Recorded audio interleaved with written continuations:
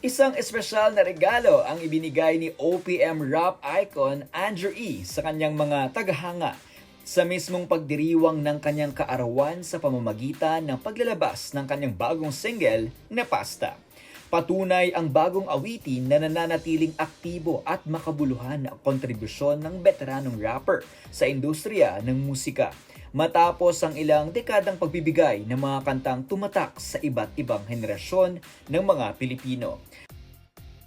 Naalala yung mga magagandang kanta ni Andre kasi sa dami na ng mga kanta ngayon, ba?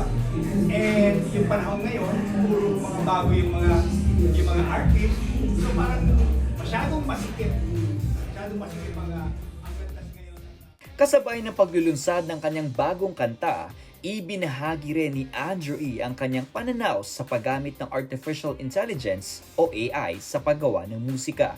Aniya, bagamat kinikilala niya ang kakayahan ng AI bilang isang makabagong teknolohiya, mas pinili pa rin niyang lumikha ng mga kanta gamit ang sariling karanasan, emosyon at pagkamalikhain. Para kay Andrew E., walang teknolohiyang makapapalit sa tunay na damdamin at personal na kwentong na ipapahayag ng isang songwriter.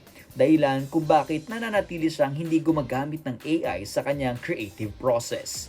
Kasi nowadays, kapag gumamit ka ng AI, bawal lang i-upload sa mga music platform. O ikaw yung record producer ng album or ng kanta, pag sinabit yun ang company mo, automatic tinatanggap lang yun ng music platform.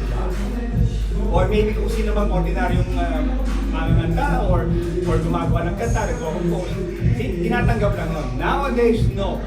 Meron na silang verification material or machine na kapag na-sense nila yung AI elements, dahil ang AI elements mga kaibigan ay code yan na code na hindi galing sa physical form or physical media, kaya nag-sense yan. At pag nalaman nila, automatic hindi ka na nila tatanungin, you cannot upload your song. Mapapakinggan na ang Pasta sa iba't ibang digital music platforms.